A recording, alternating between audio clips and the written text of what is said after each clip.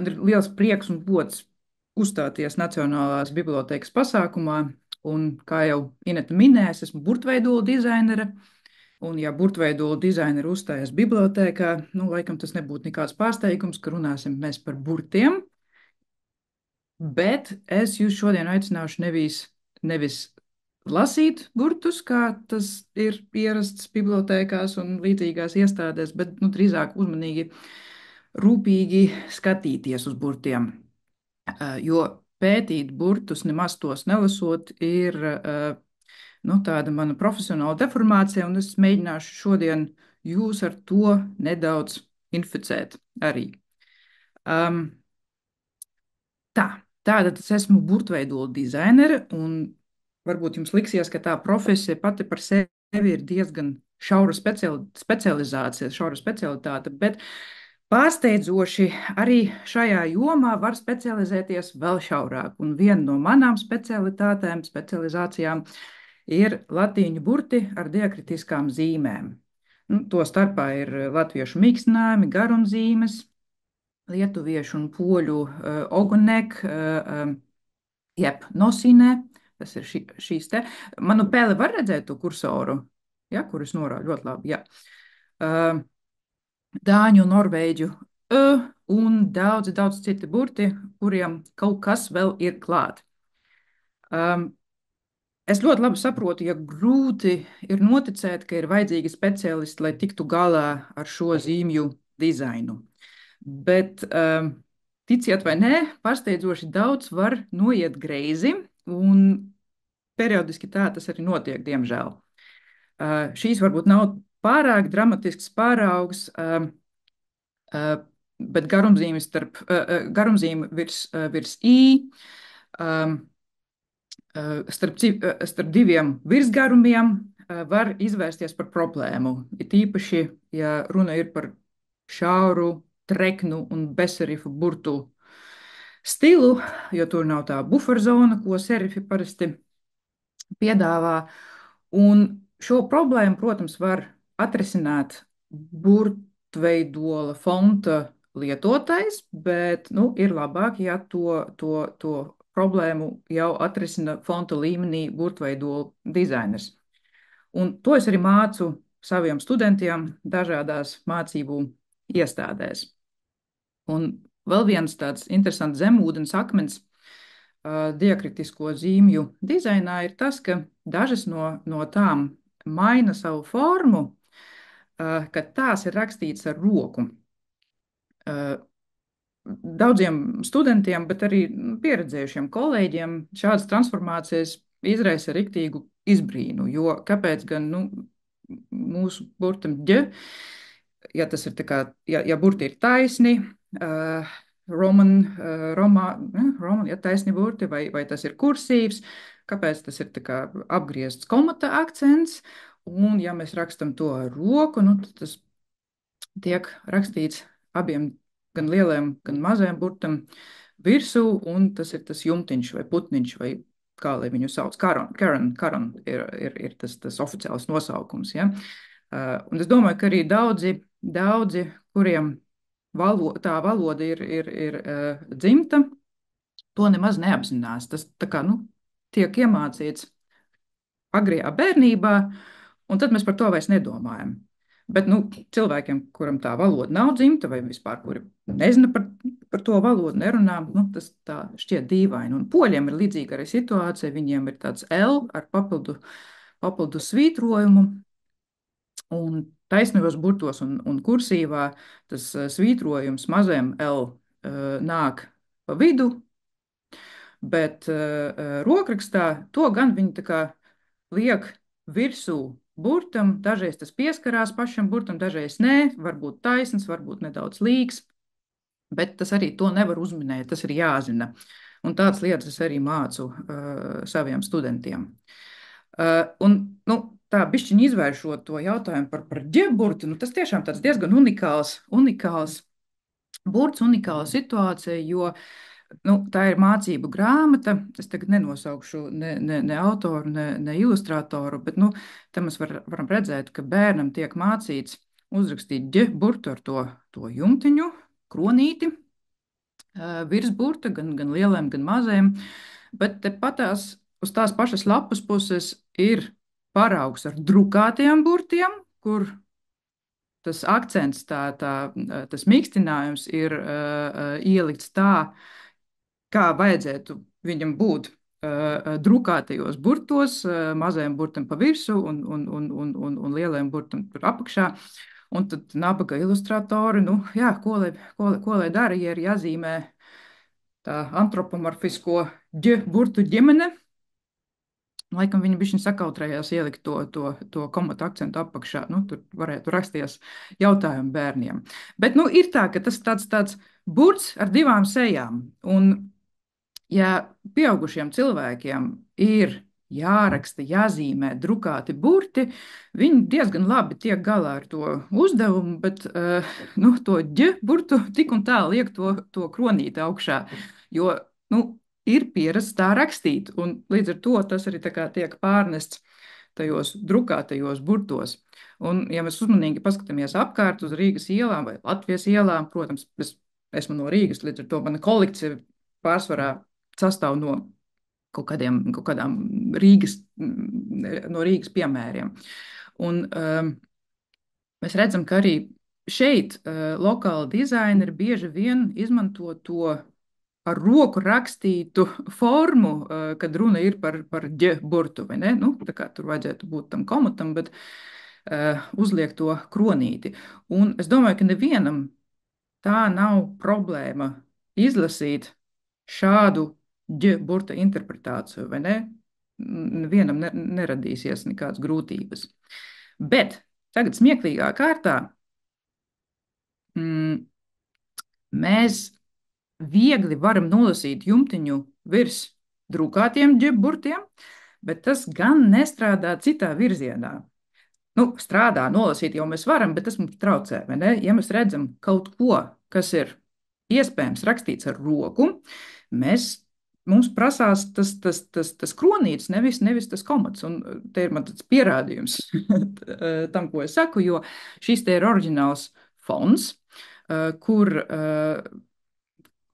kā lielākā daļā fontu, kas tiek producēti un kas ir tā kā, nu, ar roku rakstīti, kas imitē rokrakstu, tas akcents ir uzlikts nepareizi. Tur gandrīz vienmēr būs tas apgrieztais komata akcents. Bet neskatoties uz to, ka fontā bija iekļauts šis te nepareizais akcents, kāds nezināms man dizainers vai dizainere, nu viņi gan ir uzlikuši, viņi to paņēmuši ar rokām no cita burta, to kronīti un uzlika virsū gēburtam, lai nu, tā kā apmierinātu vietēju lasītāju pieradumus. Un, diemžēl, tas nav plaši zināms, kā jau es teicu, burtveidolu dizaineru vidū. Ja tā kā attaisa kaut kādu fontu veikalu vai kolekciju un izvēlās rokrakstu fontus, burtveidolus, var arī tā teikt, bet visdrīzāk tur būs tie komata akcenti, nevis kronīši, kurus mēs sagaidām rokrakstos. Un es mēģinu to uzlabot, un es par to daudz runāju. Un kopumā es mēģinu pārliecināt kolēģus, rūpēties par diakritiskajām zīmēm un pievērst tam tikpat lielu uzmanību kā pamataburtiem. Un, protams, ir jādzīvo pēc principiem, kurus deklarē, un šeit te ir mans burtveidols pilots, un klāt lieliem burtiem es uzzīmēju arī lielīšus, jeb kapiteļus. Tie ir burti, kas pēc formas atbilst versāļiem, lieliem burtiem, bet lielu un maziem burtiem. Tad mazi, lielie burti tie ir. Un ar to man vēl nepietiek. Es uzzīmēju kapiteļus, bet arī ar pasvītrojumu apakšā. Trekniem burtiem ar vienu līniju un vieglākiem burtiem ar dubulto līniju. Un šī foršā fīča strādā arī visiem tiem teksta burtu elementiem, kas sniedzās uz leju, kas karājās zem burtu bāzes līnijas. Tas iespējams neizskatās pārāk efektīgi, bet par to pasvītrojumu ir atbildīgs fonta fails, fonta datne ir atbildīga. Nevis kaut kādi ārējais speciālie efekti, vai ne? Tas ir tiešām, nu, fonta līmenī ir atrisināts. Un tehniski, lai visa tā diakrītika un punktuācija uzvestos tā, kā tai vajadzētu uzvesties, kad tā ir pasvītrota, man bija vajadzīgas 9 versijas katram pasvītrota kapiteļa burtam. Un tā kā, nu, proporcionāli var redzēt, tie zaļie burti ir tās versijas, kuras bija nepieciešamas, lai tā pasvītrojuma, tā feature strādātu. Un, nu, varētu teikt, vai tas bija tā vērts, bet, nu, es uzskatu, ka jā, neko nenožēloju. Un te man vajadzētu uztaisīt tādu nelielu personīgu atkāpi. Jūs varbūt pamanījāt, manā vārdā ir viens burts ar mikstinājumu. Nē, tas ir šis te L ar komatu akcentu apakšā. Un man, cilvēkam ar krievu vārdu un uzvārdu, un arī krievu akcentu, jāsaka, ka šīs diakritiskās zīmes nozīmīgums ir daudz lielāks nekā varētu iedomāties, skatoties uz to mazo ķiņķēziņu. 24. gada beigās šis te mikstinājums, šis te mazs komatiņš zem Elburta manā vārdā ir kļuvis par manu, nu, teiksim tā, tipogrāfisku zīmotni, emblēmu, kas raksturo ne tikai manu izcelsmi un valsts piedarību, bet arī vērtību sistēmu. Un tā ģeneralizējot, vispārnot, diakritisko zīmju svarīgums nevienmēr ierobežojās ar to praktisko funkciju. Tas ir attiecināms ne tikai uz individiem, tādiem kā es vai citiem, bet arī uz lielākām sociālām grupām, dažreiz uz veselām tautām. Es tagad paskaidrošu, ko es ar to domāju. Tie, kas lieto vai ir saskarušies ar valodām, kurām ir diakritiski bagātas ortogrāfijas, zinās, ka diakritiskās zīmes bieži vien sagādā nērtības. Nu tā vienkārši izsakoties, visi tie mīkstinājumi un garumzīmes lien ārā no teksta rindas un sadurās ar citiem burtiem apkārt. Un ja tas nenotiek, tad ir ļoti iespējams, ka diakritiskās zīmes nav pietiekami lielas un pamanāmas, kas savukārt arī apgrūtinās teksta lasāmību. Ja? Tā ir tāda skila un haribda. Tās diakritiskās zīmes tām jābūt lielām un pamanāmām, bet arī, nu, kaut kā jātiek galā ar tiem tādā veidā, lai diakritiskās zīmes netraucētu un nesadurtos ar citiem burtiem vai teksta rindām, kas ir apkārt. Un burtu rokas salikuma laikmetā diakritiskās zīmes bieži vien nozīmē arī papildus uzdevumus iespiedējiem, jo diakritika parasti ir smalkāka un trauslāka nekā pamata burti. Un līdz ar to tā mēdz nolietoties ātrāk vai dažreiz tā vienkārši var nolūst arī. Un tad, jā, nu, nevienmēr to var salabot. Dažreiz vienkārši tad jāražo, jāpērk jauns burts, metāla vai koka. Un gan toreiz, gan tagad dizaineriem, grafiķiem ir atkal un atkal jārisina tas mūžīgs jautājums, kā lai nodrošina diakritikas pārliecinošu klātbūtni, tai neizņemot pārāk daudz papildus vietas.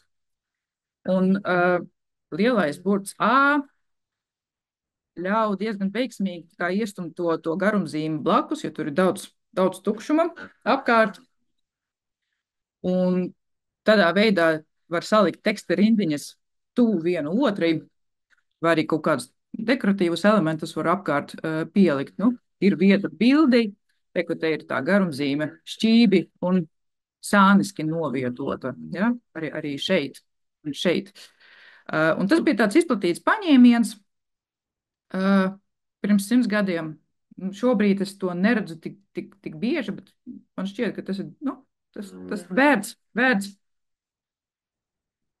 dažreiz to arī izmantot. Tas ir vēl viens cits paraugs.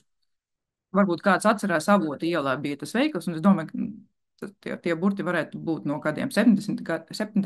gadiem. Tie ir arī tāda maza garumzīmīte blakus burtam A. Un, nu jā, arī, ja mēģina to pašu paņēmienu izmantot citiem burtiem, tādam kā nu, diez vai tas tik veiksmīgi sanāk, bet, nu, punkti par drosmi, vai ne? Tā arhitektūra tur riktīgi traucēja, nu, tad vajadzēja kaut kur likt to garumzīmi ielika. Un runājot par drosmi un diakritisko zīmju stumšanu visādās neparedzētās vietās, protams, jāpiemina Jūlijas Māдрinieks. Tas tāds, nu, man pat nav ko komentēt, vai ne? Jo tā diakritika te ir vis kaut kur, kur tā var būt. Tehniski, tīri fiziski, kur to var ielikt, tur to arī Madrnieks ielika. Un, un jāsaka, ka nevar nemaz teikt, ka tieši diakritika šeit apgrūtinātu lasamību, vai ne? Jo nu, tā jau grūti salasīt. Tā kā, jā. Tad varbūt rodās tāds likumsakarīgs jautājums, kāpēc diakritiskās zīmes ir tik plaši izmantotas daudzu valodu ortogrāfijās. Un īsa atbilde ir tāda, ka bez tām būtu vēl sliktāk. Neskatoties uz diakritikas trūkumiem un problēmām, kuras diakritika izraisa, šo zīmju ieviešana ļāva vairākām tautām atveidot savu dzimto valodu rakstiski, nezaudējot valodas skaņu īpatnības. Mēs visi zinām, ka 20. gadsimta mijā Eiropa izvērsās neredzēta nacionālās apziņas atmoda, kuras rezultātā pēc Pirmā pasaules kara izveidojas vairākas jaunas valstis, to starpā arī Latvija. Un šis process risinājās līdzīgā veidā vairākām Eiropas tautām, un blakus politiskajām un sociālajām transformācijām gandrīz visur tika veiktas arī ortogrāfiskās reformas. Tāda interesanta likumsakarība. Un latviešu rakstība šajā laikā pieredzēja divas ļoti būtiskas modifikācijas. Gotiskos burtus aizvietoja latīņu burti, un vecā ortogrāfija, kas bija balstīta uz vācu pareizrakstības, tika atcelta par labu jaunai fonēmiskai ortogrāfijai. Un te uz bildes var skaidri redzēt fonēmiskās ortogrāfijas priekšrocības, kur viena valodas fonēma, skaņa, tiek atveidota ar vienu rakstzīmi. Nevis ar 4, kā tas bija nepieciešams vecajā ortogrāfijā, kas bija balstīta uz vācu valodas. Jo, piemēram, skaņa č, ja, nu, to vajadzēja atveidot ar T, garo S ar caursvītrojumu un CH. Tad 4 burti, lai atveidotu vienu skaņu. Ž būtu SCH, ja tas būtu š, tad tas S vēl būtu pārsvītrots. Garumzīmes, gari patskaņi, tad tie bija atveidoti ar to pašu patskani un tad vēl H burtu aiz tā. Nu, jūs redzat, ka tas nav īsti efektīvi. Ja? Tur pusi no tiem burtiem nav izrunājama un ir tikai tāda, nu, tukša bagāža. Bet, nu, šādi rakstīt latviešu valodu izskatījās daudz ilgāk nekā tā, kā mēs to esam pieraduši redzēt. Tātad gotiski burti, kā tā vācu ortogrāfija, vēl tie ekscentriski svītrojumi dažiem burtiem, mīkstinājumi bija norādīti ar to svītrojumu cauri burtam. Un, nu, jūs noteikti arī to zinat, ka tie bija vācu garīdznieki, kas pielāgoja vācu ortogrāfiju latviešu valodai, un tas notika 16. gadsimtā. Un līdz pat 18. gadsimtam vācu baltieši, kuriem piederēja zemi, padarot tos par, nu, teiksim, tā eliti, bija vienīgie, kas nodarbojas ar latviešu rakstības attīstību un sistematizāciju. Nu, tie laikam arī bija vienīgie, kam bija brīvs laiks un resursi, ja, kaut kam tādam. Un te ir Stendera kunga deklarācija, ko var aptuveni iztulkot šādi. Tā kā latviešiem nav savas rakstības, mēs, vācieši, sagatavojam latviešu ortogrāfiju precīzi pēc latviešu izrunas, kas nav gluži patiesi, jo ne ļoti precīzi tas bija, samelojis Tendera kungs. Bet viņš arī to pats atzīst tajā pašā grāmatā, un te viņš raksta. Tik iedomājieties, cik grūti zemnieka bērnam ir izburtot vārdu žēlīgs, jo, lai nonāktu pēc zilbes ž, viņam jāizburto SCHEH. Nu, kā lai viņš nonāk pie ž zilbes? Cik tas būtu vienkāršāk, ja tas bērns varētu burtot šo zilbi kā ž un e. Un, nu, faktiski tas ir tāds fonēmiskās ortogrāfijas manifests. Bet nes kāpēc, nu tad tomēr tik tālu Stendera kungs neuzdrošinājās aiziet un turpināja latviešu valodas ortogrāfiju vēl kādu gadsimtu turpināja būt balstīta uz vācu ortogrāfijas. Tas ar visiem uzlabojumiem tik un tā bija ārkārtīgi masīvs un maz efektīvs instruments latviešu valodas rakstiskam atveidojumam. Kā, kā jau es minēju, pārāk daudz fonēmu bija jātēlo ar 2, 3 vai pat 4 burtu kopā.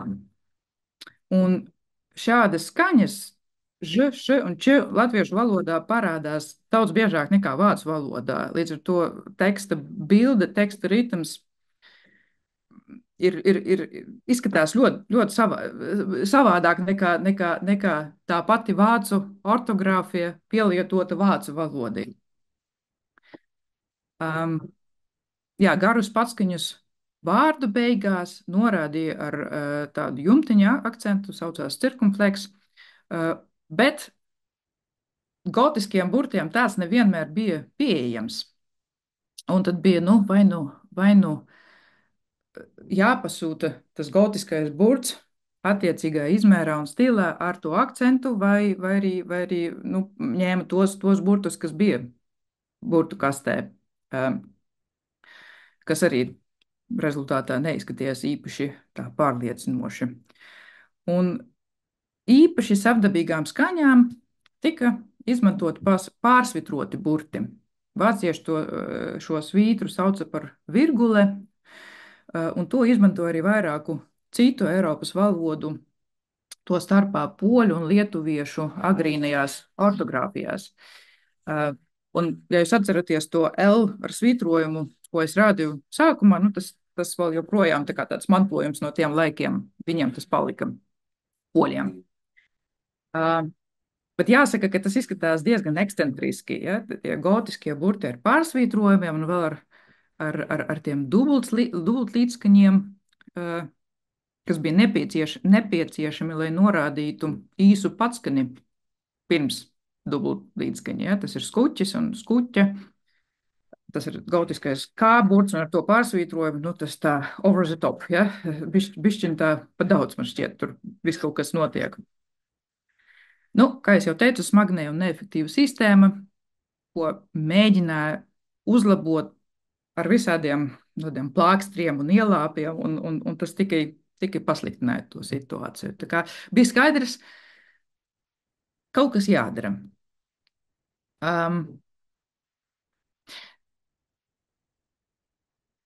Lai arī Latvija kopš 18. gadsimta bija Krievijas impērijas sastāvā, vācbaltieši joprojām kontrolēja Baltijas reģiona visādus svarīgus procesus, ekonomiskus, politiskus, kultūru arī. Un šī situācija mainījās tikai pakāpeniski 19. gadsimtā, kad tika atcelta dzimtbūšana Krievijas impērijā, un latvieši strauji urbanizējās un izglītojās. Nav nekāds brīnums, jauna latviešu inteliģence enerģiski sāka nodarboties ar savu kultūru un valodu, un, protams, arī rakstību. Man tas nav brīnums, bet tiem vācbaltiešiem gan tas varbūt nebija viegli pieņemt to ideju, jo gadsimtiem ilgi viņi uzskatīja sevi par tādiem latviešu kultūras un valodas aizbildņiem, un tā ir tāda glaimojoša loma, no kuras grūti atteikties. Un uh, šis te ir tā saucamās Latviešu literārās biedrības žurnāls ar nosaukumu Magazin, kas nozīmē žurnāls. Un to arī dažreiz dēvē par Latviešu draugu biedrību. Un es vienmēr, kad es to pasaku, man jāsmējās, jo biedrības sastāvā ilgus gadus bija tikai vācieši. Bet, nu, tā, Latviešu draugi viņi bija noteikti. Un, jāpiebilst, ka dakteris Juris Bārs vēlāk pievienojas tai biedrībai, tad progresa zīme, bet, nu, tik un tā. Tā magazīna žurnāla autori diezgan ilgi ignorēja faktu, ka latvieši nu jau paši veiksmīgi strādā pie savas kultūras un saviem burtiem, un tik turpināja vāciski diskutēt par latviešu ortogrāfiju uz vairākām lapus pusēm, un tur vairāki sējumi.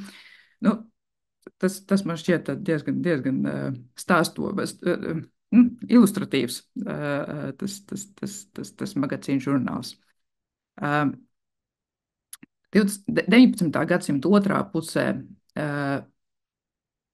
latviešu inteliģence sāka uztvert gotiskos burtus kā tādu atgādinājumu par vācu kundzību, vācu kundzības palieku, un gotiskie burti likās viņiem ļoti regresīvi. Un tā tas arī bija, jo Eiropā nu, jau kādu laiku izmantoja normālus latīņu burtus, antikvus un groteskus, un tikai vācu valodas areālā tie gotiskie burti vēl bija palikuši. Un tajā pašā laikā Krievija arī veica ļoti agresīvu rusifikācijas politiku. Un es domāju, ka tie divi faktori stimulē latviešus tikt vaļā no jebkura veida kultūrālās aizbildniecības.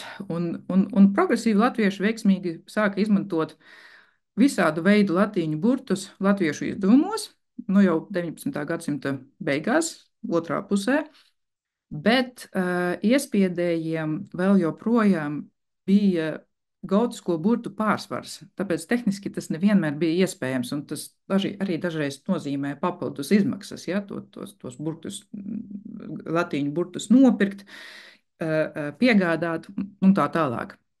Bet nu, tendence bija skaidra. Gadsimtu mijā ne tikai valoda pati par sevi, bet arī tās grafiskais attēlojums kļuva par nacionālās identitātes stūrakmeni. Nu jā, tā izskatījās ābeces 19. gadsimta beigās.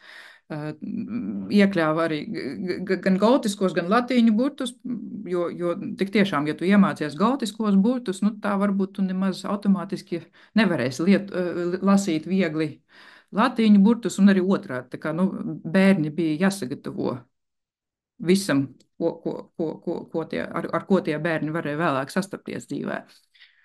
Un latviešiem acu priekšā bija brīnišķīgs un tāds iedvesmojošs paraugs vēl viena Eiropas tauta, kas cīnījās par autonomiju, tā bija Čehija, un Čehi vairāku gadsimtu garumā aizstāvēja fonēmisku ortogrāfiju un ar to saistītu diekritikas lietošanu, un viņu pieredze lielā mērā ietekmē mūsdienu baltu valodu, izskatu, rakstītu baltu valodu izskatu. Un te man bišķiņ jāiziet tagad tā agrāk, bišķiņ jāatgriežās laikā un jāsāk ar 15. gadsimta čehu traktātu De ortografie bohemika, kuras autors visdrīzāk ir Jans Hus, Bohēmijas reformācijas tad ļoti svarīga figūra. Priesteris un domātājs un filozofs. Viņš iespējams uzrakstīja to traktātu, kas ir īsts manifests par labu fonēmiskajai ortogrāfijai. Un tas traktāts uzskaita diakritikas priekšrocības, salīdzinot tos ar smagnējām burtu kopām.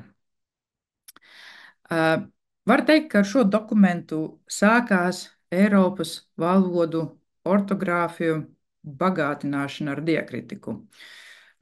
Šo procesu vēlāk sekmēja arī protestantu reformācija, jo, ja tā mēs ļoti vienkāršojam, viens no protestantu pamatprincipiem ir tas, ka cilvēkam ir pašam jābūt spējīgam izlasīt svētos rakstus, neizmantojot baznīcas starpniecību. Un tāpēc protestantisms veicināja reliģiskas literatūras tulkošanu vulgārajās valodās, un līdz ar to radās nepieciešamība kaut kā arī adekvāti atveidot visas tās vulgāras valodas un to skaņas rakstībā. Un tā kā latīņu valoda, kas bija tā faktiski vienīgā valoda, varbūt vēl grieķu, ja, bet latīņu bija vienīgā valoda, ar ko rakstīja, un latīņu valodā nebija visas tās skaņas, kas bija čehu valoda, latviešu valoda un tā tālāk. Ja? Nu, vajadzēja kaut kādu risinājumu. Un starp citu, tajā traktātā De ortogrāfija bohemikā pirmo reizi parādās arī diekritiskā zīme garons, tas ir tas kronīts, kuru čehu valodā sauc par hačeku. Un šis te akcents no čehu ortogrāfijas ir izplatījies ne tikai dažādās slāvu valodās, bet slāvu valodās, kas izmanto latīņu burtus, bet arī latviešu, lietuviešu un igauņu valodās. Un par to mēs visdrīzāk varam pateikties čehu profesoram Jozefam Zubatiem, vēl vienai tādai izcili čehu personībai. Zubatīs bija ārkārtīgi daudzpusīgs zinātnieks, viņš valodnieks, etimologs, indologs, tāds ļoti dedzīgs čehu literārās valodas attīstītājs, un viņu arī ļoti interesē tieši baltu valodas, un to starpā visvairāk latviešu un lietuviešu. Un faktiski viņš iemācījies abas divas, un vairākus gadus sarakstījies ar Kārli Mīlenbachu, Rekute ir viena no vēstulēm. Te viņš gan saka, ka, nu, ka tā ir zvaigznīte, vai ne? Lūdzu atvainojiet, ka es nerakstu latviski, es saprotu gana labi, bet nu, vēl tā kā ar rakstīšanu vēl pagaidām neiet.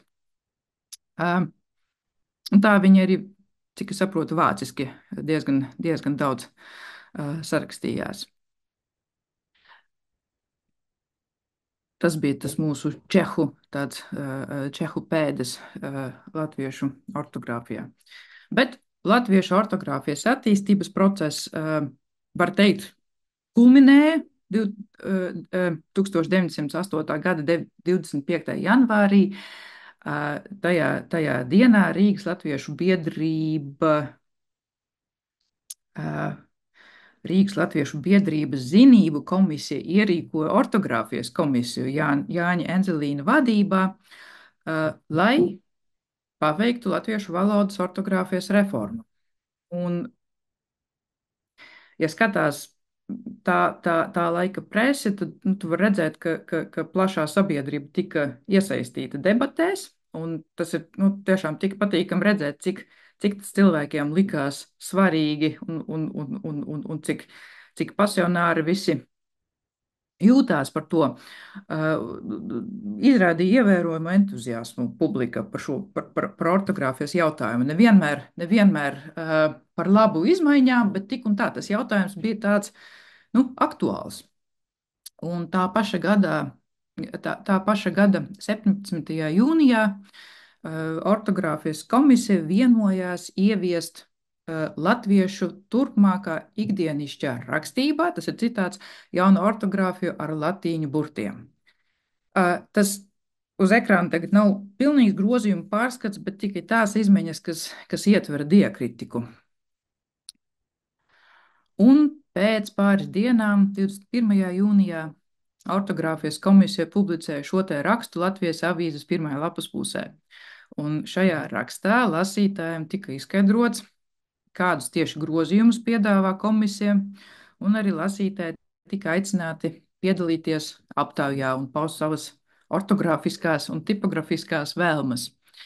Un, kas man šķiet apbrīnojami, ir tas, ka tas raksts ir iespiests ar latīņu burtiem, ar antīku, Tekstam nu jau piemērojot jaunu ortogrāfiju, kamēr pārējie raksti laikrakstā joprojām ir uh, ielikti ar gotiskajiem burtiem. Un, jā, pēdējā rindkopā autori brīdina, ka burti ar garumzīmēm vēl nav piegādāta tipogrāfija un nav pietiekami daudz burtu ar kronīti, ar karonu. Tāpēc nu, dažreiz tos aizstāja ar burtiem ar franču sedilu, ja, to aķīti apakšā. Un šis te burts, nē, es atvainojos, jā, rekuši, šīs te, tas ir vienkārši tā kā, tas ir S ar sedilu kājām gaisā. Nu, es nezinu, vai tas bija tā kā apzināti izdarīts, vai tā ir vienkārši kļūda, bet, nu, izskatās jau tīri ok. Nu, re, man ļoti gribētos teikt, ka ar šo ortogrāfijas komisijas lēmumu un to rakstu Latvijas avīzē latviešu ortogrāfijas ceļojums bija laimīgi noslēdzies, bet, nu, tas pats raksts ar visiem trūkstošiem burtiem, nu, būtu pretrunā ar tādu deklarāciju. Metāla burti bija smagi un trausli objekti. Tā brīnišķīga kombinācija, smags un trausls objekts.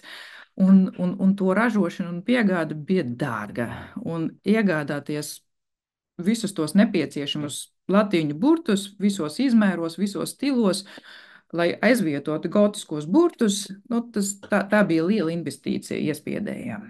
Un ne visi to varēja atļauties, un ne visi arī gribēja. Tāpēc daži jauni burti ar diakritiskām zīmēm nu, tās bija arī jāražo pēc pasūtījuma, jo piemēram, tā garumzīme, makarons, vai ne, tas īsti netika lietots citās valodās, līdz ar to tas vēl tā kā, nu, vēl sarežģītu procesu. Un, lai gan to jaunu ortogrāfiju nu jau izmanto latviešu skolās 1909. gadā, tik un tā iespiedu darbi latviešu valoda nebija vienmēr tā tipogrāfiski vienmērīgi tipogrāfiski saskaņoti. Un diakritisko zīmju forma un izvietojums bieži vien bija atkarīgs no burtu pieejamības iespiedēja kolekcijā. Te var redzēt, nu, viens vāks, ja, un te mums ir mīkstinājums atveidots ar komata akcentu, bet arī tas caursvītrojums, pārsvītrojums arī ir izmantots, un tas pats šeit, bet tad gan otrādi. Un varbūt tā no gaišas puses arī noformētāji un grafiķi un dizaineri strādājot ar šiem burtiem, viņiem vēl nebija tādu, nu, kaut kādu priekšstatu, nu, kā tiem burtiem jāizskatās, nu, un līdz ar to tie grafiķi nebija ierobežoti ar tradīciju un konvenciju. Tā kā dažreiz kaut kādi atsvaidzinoši risinājumi parādās, jā. Nu jā, lai var to bildi tuvāk pielikt, nu kāpēc gan neuzlikt to mīkstinājumu tur, kur ir daudz vietas, nevis apakšā, vai ne? Bet bērniem gan negāja viegli, jo tagad viņiem bija jāmācās ne tikai gotu un latīņu burti, bet arī jaunā un vecā ortogrāfija. Nu, 4 varianti, ja, kas mazam bērnam būtu jāiemācās. Nu jā, Pirmais pasaules karš un tā postošās sekas visdrīzāk neveicināja tipogrāfisku attīstību Latvijā, lai gan es redzēju, ka Artis Ērglis ir šeit, un viņš vienreiz padalījās ar viņu teoriju, ka varbūt tie gotiskie burti tika pārkausēti militārajā munīcijā, kas tieši veicināja varbūt arī to jaunu latīņu burtu ieviešanu. Tā būtu ļoti skaista. Ja tā tas notika, tad man šķiet ļoti simboliski, ļoti skaisti. Bet, nu, 18. gadā tiek pasludināta Latvijas valsts, un nu, jau 22. gadā ministru prezidents paraksta rīkojumu par latviešu jaunu ortogrāfiju. Un tagad tā jaunā pareizrakstība kļūst jau nu, pavisam pavisam oficiāla, un skolām ir noteikts par pienākumu izmantot un mācīt jaunu ortogrāfiju, bet tas haoss ar ortogrāfiju joprojām nepazūd, jo es domāju, lielā mērā tehnisku ierobežojumu dēļ, bet arī piereduma dēļ. Ja? Šie te ir zīmēti burti, tas nav rokas salikums, līdz ar to nu, varēja viskaut kādas diakritiskās zīmes tur uzzīmēt. Bet nu, mākslinieks izvēlējās to labi pierasto pārsvītrojumu komata akcenta vietā. Un tik tiešām tie pārsvītrojumi, jā, un tad apakšā vēl ir te it kā divas garumzīmes, vai ne, bet pēc piereduma laikam mākslinieks ielika to jumtiņu, jo tā apzīmē Nebija tos nolauzts asmenītes, tāpēc tur augšs tāda. tā, tūlīt, sorry, tehniskā ķibele. Bet, nu jā, piereduma dēļ tika ielikts tas jumtiņš uz pēdējā A burta, vai ne? Jo tā bija pierasts apzīmēt tos garus patskaņus vārdu beigās. Un arī tas varbūt tas notika nu, visu laiku, bet pašā sākumā bija arī tādas šaubas, kur lai liek garumzīmi uz gara I, jo tas īstenībā tas nav tāds triviāls jautājums, jo vai mēs uzskatām kā, nu, to punktu uz I kā burta sastāvdaļu, vai tomēr tas ir kā, nu, arī pats par sevi ir akcents, un tad mēs liekam to citu diakritiku tā vietā, vai mēs to liekam vienkārši virsū tam punktam, vai ne? Tā kā, nu, ir visādi varianti. Un arī daudz vēlāk rokrakstos arī var pamanīt, ka garumzīme bija pielikta nevis punkta vietā, bet gan virsū tam punktam. Tam zināma loģika tajā arī ir. Varbūt tam arī ir tāda tehniska izskaidrojums, jo neesmu pārliecināta, ka tas būtu iespējams tieši īburtam, bet bija tādi pieliekamie akcenti. Übersetzer akcenta, vāciski viņa saucās, ko varēja pielikt virsū metāla pamata burtam. Ja? Nu, tā kā nevajadzēja speciāli ražot to burtu kopā ar akcentu jau kā vienu vienību, bet varēja pielikt to diakritiku virsū nu, jau esošajam kaut kādam pamata burtam. Varbūt tāpēc arī tādi varianti ir sastopami. Nu jā, tas virgulas pēstecis, tas svītrojuma pēstecis, diakritiskā zīme zem burtiem ģ, ķ, l, ņ un r, kas vairs, diemžēl, nav. Diemžēl par laimi, es nezinu, man nav viedoklis par to, vai tas ir labi vai slikti, bet r vairs nepastāv. Bet tas akcents gan pastāvēja divās atšķirīgās formās ļoti ilgu laiku. Faktiski kopš 19. gadsimta otrās puses latviešu iespējadarbos tika izmantoti gan franču sedila, kas pievienojās pamata burtam, gan komata akcents, tāds, kā mēs viņu pazīstam šodien. Un tas komata akcents arī, nu, tur varēja būt uz sāniem un tā, un visādas formas tur varēja pastāvēt arī. Un dažreiz abi divi varianti burtiski bija atrodami uz vienas un tās pašas lapas puses. Jā, šeit mums ir komata akcents, un šeit mums ir pievienota, savienota sedilla. Arī ģiburtam, kas nu, tā diezgan eksotiski izskatās, ja ar mūsdienu acīm skatās. Un pat jau padomu laikos šādas tādas pievienotas sedilis, kas bija savienotas ar to pamatburtu, nu, vēl joprojām bija sastopamas. Un te bišķiņ jāatgriežās pie 22. gada ortogrāfiska rīkojuma. Tur arī var skaidri redzēt, ka pašā rīkojumā ir izmantota pievienota franču sedila. Un te man arī jāsaka, ka komata akcents un tā pievienota sedila, es nezinu, kā labāk to nosaukt. Vēsturiski tās divas diakritiskās zīmes bija savstarpēji aizvietojamas. Un nevienmēr tas notika brīvprātīgi, drīzāk tāpēc, ka vēlamais akcents pietrūka, nebija klāt, un šā vai tā gan komata akcentu lietoja sedilas vietā, gan otrādi, kas vēlāk kļuva par iemeslu tādam apjukumam, un ne tikai latviešiem. Rumāņiem tas izraisīja diezgan nopietnu jucikli, kad sāka pāriet uz digitālo,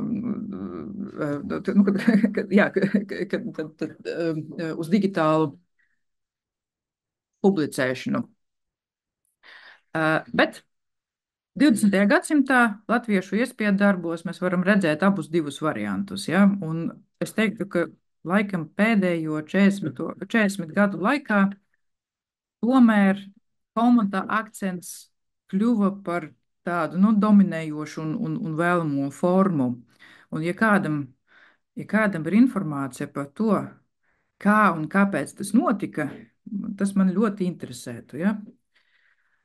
Bet, diemžēl, vēsturiskais haoss ap šo akcentu noveda līdz tam, ka Unicodā šīs te zīmes ar mīkstinājumu ir aprakstītas kā burts ar cedilu. Ja? Tas tā kā, tur ir rakstīts, ja, Latin letter K with cedilu, latīņu burts K ar cedilu.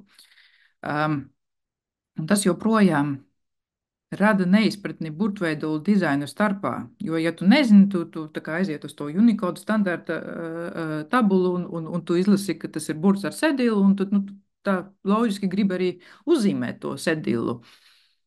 Jā, katram gadījumam Unicode ir tāds universāls rakstzīmju kodējums, ko mūsdienās izmanto visur. Faktiski viss, kas ir uzrakstīts internetā pēdējos 10, 15 gados, tur ir izmantots tas Unicode kodējums.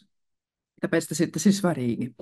Un to neizpratni par sedila versus komata akcents, to neizpratni palielina tas fakts, ka tos pašus burtus ar to pašu kodējumu izmanto arī maršaliešu valodā. Tā ir Mikronēzijas sala. Un maršalieši, gan viņi grib to sedilu, pie tam vēl tādu sedilu, kas dažiem burtiem nemaz nepievienojas. Tad sarežģīti. Un to atkal var atrisināt fonta līmenī, iedarbinot tā saucamo OpenType feature. Un faktiski mēs varam fontam pateikt, ja lietotājs izmanto to fontu maršaliešu valodai, lūdzu izmanto šādas stiliskas variācijas tiem burtiem. Ja? Un ja lietotājs izmanto latviešu valodu, lūdzu izmanto standarta formas burtiem. Ja? To var bišķiņ ar piepūli, to var apiet. Jā, un ja kādam interesē, tad šeit ir tas links uz ļoti labu rakstu par šo problemātiku. Lasīšana ir sarežģīts process, un no bioloģiska skatu punkta mūsu smadzenes nemaz nav domātas lasīšanai. Ja? Mums ir jāpielāgo lasīšanai tādas smadzeņu daļas, kas bija domātas citām aktivitātēm. Un formu ātrā atpazīšana spēlē svarīgu lomu šajā procesā, un var teikt, ka mēs labi un ātri atpazīstam formas, kuras mēs esam redzējuši pietiekami bieži. Un līdz ar to ir pieņemts uzskatīt, ka rakstība un izmaiņas rakstībā attīstās lēnām. Ja? Nu, šajā sakarā man ļoti patīk Suzanas Ličko citāts: Mums ir visērtāk lasīt tādus burtus, kurus mēs lasām visbiežāk. Ličko, jeb Liko, tā amerikāņi parasti saka Liko, ir Slovāku izcelsmes amerikāņu burtveidolu dizainere, un viņa ir arī emigrē burtu studijas līdzdibinātāja. Tad diezgan apbrīnojama sieviete. Un faktiski ar to citādu viņa apgalvo, ka ka lasīšanas komforts galvenokārt ir atkarīgs no lasītāja piereduma pie burtu formas. Un netik daudz lasīšanas komforts ir atkarīgs no burtveidola objektīvajām īpašībām. Un tā ļoti vienkāršoti, ja mēs esam pieraduši lasīt sliktus burtveidolus, visērtāk mums arī būs lasīt tekstus, kas ir salikti ar tiem sliktiem burtveidoliem. Un laiku pa laikam šo citātu un šo deklarāciju apstrīd citi kolēģi, apgriežot to otrādi. Mēs lasām visbiežāk tādus burtus, kurus mums ir ērti lasīt. Un citiem vārdiem, lasītāji tiecās pie burtu formām, kuras viņiem ir ērti lasīt objektīvu īpašību dēļ. Ja? Un līdz ar to tie lasītāji lasa tos burtus visbiežāk. Tad vistas un olas situācija, ja, kas nāk pa priekšu. Bet tas, cik ātri un enerģiski latvieši spēja izmainīt savus lasīšanas pieradumus 20. gadsimtā, liek man domāt, ka iespējams pareizi būtu teikt, ka visērtāk un visbiežāk mēs lasīsim tādus burtus, kurus mēs esam motivēti lasīt. Tai motivācija ir liela nozīme, man šķiet, arī lasīšanas procesā. Un lielas cilvēku grupas, manuprāt, var būt gatavas drastiski mainīt savus lasīšanas paradumus salīdzinoši īsā laikā, ja viņus pietiekami motivē lietas, kas varbūt nemaz nav saistītas ar pašu lasīšanu. Parasti tie ir kaut kādi nozīmīgi sociāli un politiski notikumi. Tā kā, draugi, mīliet savu diakritiku, visus tos mīkstinājumus un garumzīmes un kronīšus un putniņus, jo tie, manuprāt, ir tas tāds dārgums, kas neglābājas uz plauktais stikla muzejā, bet tas ir funkcionāls un katru dienu kalpo daudziem latviski runājošiem cilvēkiem. Un latviešu ortogrāfija, starp citu, pateicoties diakritikai, ir viena no fonēmiskākām pasaulē. Ja? Lasam tā, kā ir rakstīts, aiz dažiem izņēmumiem, bet tomēr nevar par to nepriecāties. Un es teiktu, ka visiem ir taču tik skaisti akcenti, diakritiskās zīmes gan virsburtiem, gan zemburtiem. Ar to es beigšu savu odu latviešu diakritikai. Un vēl daži vārdi par kaut kādām citām lietām. Ja mēs skatāmies plašāk, burtu forma kā vērtību deklarācija ir novērojama ne tikai diakritikas jomā. Piemēram, kiriliskie burti ir viens no tādiem aktīviem cīņas laukiem. Ukraiņu kolēģi šobrīd daudz runā par kirillicas dekolonizāciju, un viņi cīnās par kirillicas atgūšanu no Krievijas dominances. Gan viņi, gan bulgāri, gan serbi mēģina popularizēt savas kirillicas burtu formas, kuras Krievu burtu skola uzskata labākā gadījumā par tādām lokālām kuriozitātēm, par lokālajiem tādiem paveidiem, bet bieži vien tos noraksta kā nepareizus arī. Un es arī no savas puses es tā mēģinu paplašināt to kirilicas, to horizontu un darīt, ko es varu. Jo es pati arī specializējos tieši kirilicā, jo mājās es runāju krieviski ar vecākiem, un tas deva man tādu zināmu pamatu un priekšroku kirilицas īpašību apgūšanā. Un kamēr man nav nekādu iemeslu strādāt ar grieķu burtiem, bet tā sanāca, ka es arī apguvu šo rakstību, grieķu rakstību, un laiku pa laikam es strādāju gan pie kiriliskajiem, gan pie grieķu burtu paplašinājumiem, ja kaut kādiem fontiem, burtveidoliem, kas eksistē tikai latīņu rakstībai. Un jāsaka, ka latīņu, grieķu un kiriliskai rakstībām ir daudz kopīgo īpašību, kas nav nekāds brīnums atkal, jo gan latīņu, gan kiriliskie burti ir cēlušies no grieķu burtiem, un tiem ir tā pati lasīšanas un rakstīšanas, tas pats lasīšanas un rakstīšanas virziens no kreisās uz labo pusi. Ir lielie burti, mazie burti, punktuācija, un pat dažas grafēmas ir tās pašas visām trijām rakstībām. Ja? Tā kā latīņu un kiriliskais O grieķu omikrons un tā tālāk. Bet ir arī diezgan tādas acīm redzamas atšķirības.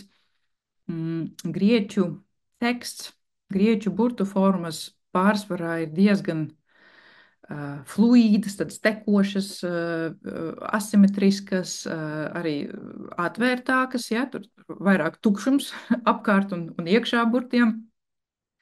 Kamēr krievu burti, kiriliskie burti, ne krievu kiriliskie burti, tie gan ir tādi, nu, tad kastītes vai ne pārsvarā. Un starp citu, bulgāru, ukraiņu un serbu kiriliskās formas ir daudz patīkamākas tādā ziņā. Tur ir tur ir vairāk līkņu, vairāk apakšgarumu un virsgarumu. Nu, tas tāds dinamiskāks skats. Tiem kirilicas paveidiem. Un, jā, latīņu burti tas ir kaut kas tāds pa vidu tām divām latīņu burtiem arī varbūt, nu, latīņu burti ir pierasti vairāk cilvēkiem, arī tiem, kas varbūt izauguši ar kaut kādu citu rakstību. Tik un tā no latīņu burtiem nevar paslēpties mūsdienu pasaulē. Bet runājot par grieķu burtiem un bibliotēkām, es nevaru nepastāstīt par šo projektu, kurā man bija gods piedalīties nesen. Vienu mirklīti.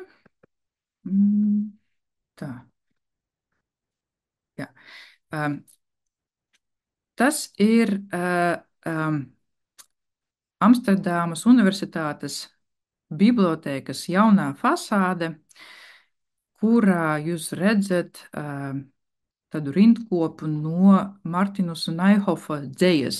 Martinus Naihovs ir nīderlandiešu rakstnieks un dzējnieks, un tā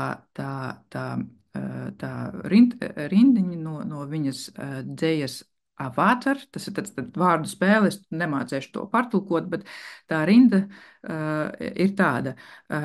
Taču lasi, te nav rakstīts tas, kas ir rakstīts. Nu, tas ir bišķiņ tāds ironisks izteiciens par to, ka rakstītu vārdu var interpretēt dažādi, vai ne?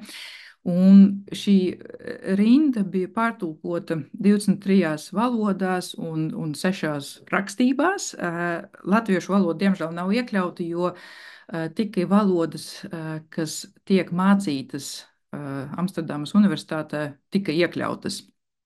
Un, nu jā, un tā viss tā fasāde sastāv no tā gara teksta, un nu, man jāatzīst, ka mana sajūsma par šo projektu nav proporcionāla manam diezgan mazam ieguldījumam tajā, jo es esmu palīdzējusi ar grieķu burtiem. Es esmu uzzīmējusi grieķu burtus gan modernējam tulkojumam, gan arī klasiskajam grieķu tulkojumam. Un, bet visu to projektu paveica nīderlandiešu burtu dizainers Ēriks van Bloklands.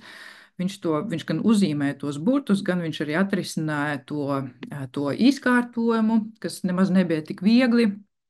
Reku, te ir screenshots no video par to projektu, jo to tekstu vajadzēja izlīdzināt, un tas teksts arī mainījās, un viņš to visu tā programmatiski dabūja gatavu un arī pieaicināja citu rakstību ekspertus. Anna Danila uztaisīja kiriliskos burtus, Bahmanes Lamī arābu burtus un Daniels Grumers strādāja pie ebreju burtiem.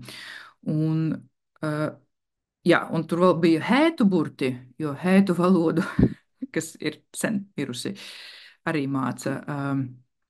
Tā es tagad mēģinu atrast. Jā, reku šeit ir hētu burti. Tur arī to pats Eriks uzzīmē. Nu jā, un burtveidolu dizaineriem parasti, nu, tas